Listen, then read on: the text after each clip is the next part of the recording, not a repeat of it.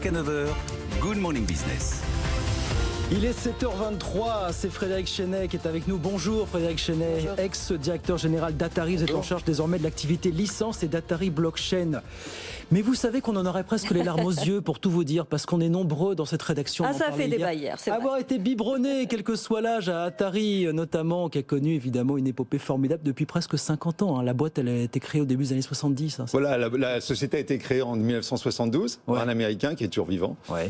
Donc elle a eu des hauts, des bas. Et comment dirais-je, moi je suis revenu il y a 8 ans. La société était donnée pour morte. C'est ça. Donc on a réussi à la remonter, en faisant des choix assez drastiques, aussi assez difficiles.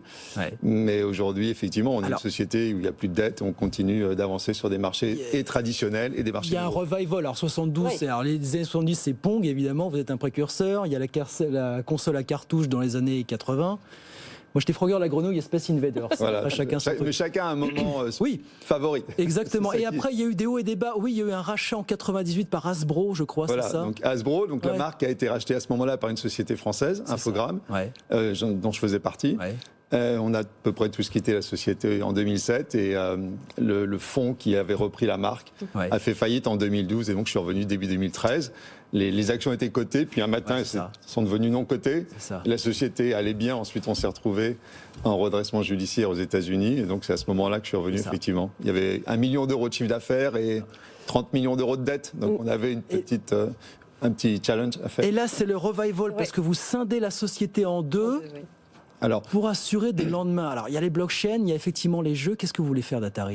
Aujourd'hui, on a une activité, je dirais, qui est l'ADN de la société, qui est l'activité, le jeu vidéo, qui a connu effectivement des croissances et qui continue de croître, puisqu'il y a de plus en plus de joueurs. Mais ultra concurrentiel aussi. Alors, c'est concurrentiel, mais on a aujourd'hui de plus en plus de plateformes, on a de plus en plus de gens qui jouent, puisque vous avez des tranches d'âge, par exemple, au-delà de 40 ans, qui jouent moins que les jeunes. Vous avez d'autres pays qui s'ouvrent aussi aux jeux. Les femmes jouent énormément, en tout cas de plus en plus. Et il y a aujourd'hui, on peut dire, une sorte de parité, voire plus de femmes qui jouent que d'hommes sur certains jeux. Donc ça, c'est l'activité traditionnelle, c'est le jeu. On a relancé l'année dernière, alors on l'appelle l'Atari VCS, Video Computer System. C'est en fait un ordinateur ouvert. Donc là, qui a commencé à se vendre de façon vraiment remarquable. Et on a l'activité licence, donc on a notamment, alors, évidemment, il y a les t-shirts, mais c'est pas pour ça que je suis revenu. On a des activités comme les hôtels ou les activités pour des jeux traditionnels. Mais vu le temps tourne, il y a l'autre activité, crypto-monnaie, dans la blockchain, parce que c'est là que ça se joue aujourd'hui, Frédéric. Alors aujourd'hui, effectivement, on a à côté de ces activités qui sont vraiment l'ADN de la marque, j'ai réussi à pousser la société dans des secteurs assez innovants, comme notamment le domaine des blockchains et le domaine des crypto-devises. Pourquoi les blockchains ? Parce que c'est une technologie qui aujourd'hui est neuve, mais qui va rester, en tout cas, et qui aujourd'hui s'est imposée dans de nombreux domaines. Et on peut pas l'ignorer. Donc nous, on est à la fois avec des jeux sur cette activité de blockchain, et par définition, on a créé cette crypto-devise qui aujourd'hui est à peu près dans le 250e mondial. Qui s'appelle l'Atari Token. L'Atari Token, donc, qui est en fait un jeton que vous pouvez utiliser dans les jeux Atari, dans d'autres jeux de nos partenaires. Vous pouvez rééchanger aussi dès lors que vous n'en auriez plus besoin. Et dans les hôtels, on peut payer, parce qu'on va parler des hôtels, effectivement, des hôtels dédiés à du jeu, dans lesquels on pourra utiliser cette crypto-monnaie. Comment ça va se dérouler ?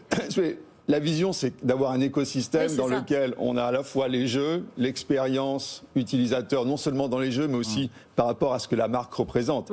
Il y a beaucoup de gens aujourd'hui qui se rappellent de la marque, mais qui n'ont peut-être pas envie ou pas le temps ou plus le temps de jouer au jeu, mais qui en revanche se rappellent des bons moments de la marque. Donc, c'est ça. L'hôtel Atari, c'était quand même aussi un concept qui en fait s'est imposé de lui-même. Le jour où on l'a annoncé, les gens ont dit « Ah bah oui, on voit ce que c'est ». C'est un hôtel dans lequel il y aura non seulement des jeux, mais une sorte d'expérience un petit peu digitale, gamifiée comme on dit. Et les gens disent oui, effectivement, j'ai plus intérêt à y aller que dans un hôtel traditionnel. L'idée, c'est quand même d'agréger une communauté, alors qui est très large, effectivement, parce qu'il y a beaucoup de geeks, il y a beaucoup de jeunes. Il y a effectivement ceux qui ont vécu les années 70-80, comme moi notamment.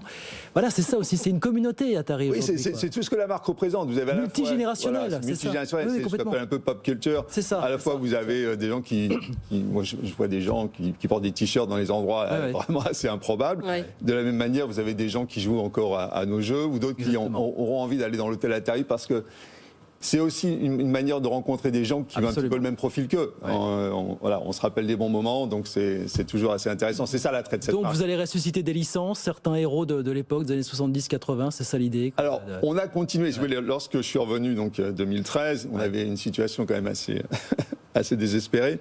Et donc, il a fallu faire des choix très, très forts. Et on a décidé effectivement de travailler sur cette marque et de la relancer. Ouais. Donc, avec des produits... Alors, pas les t-shirts, ce ne sont pas les t-shirts qui ont sauvé Atari, soyons clairs. Mais les consoles de l'époque. Voilà, les consoles de l'époque. Elles vont sortir, vous allez... on les retrouve déjà, les anciennes.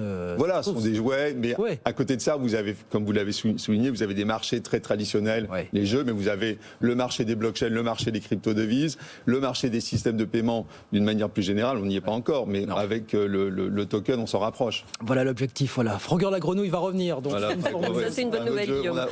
Tout à fait. Héros de jeunesse, comme on dit. Merci beaucoup Frédéric Chenet. Merci beaucoup d'être venu nous voir, en charge désormais de l'activité licence et Atari Blockchain. Merci d'être venu nous voir ce matin sur BFM Business. Bonne journée.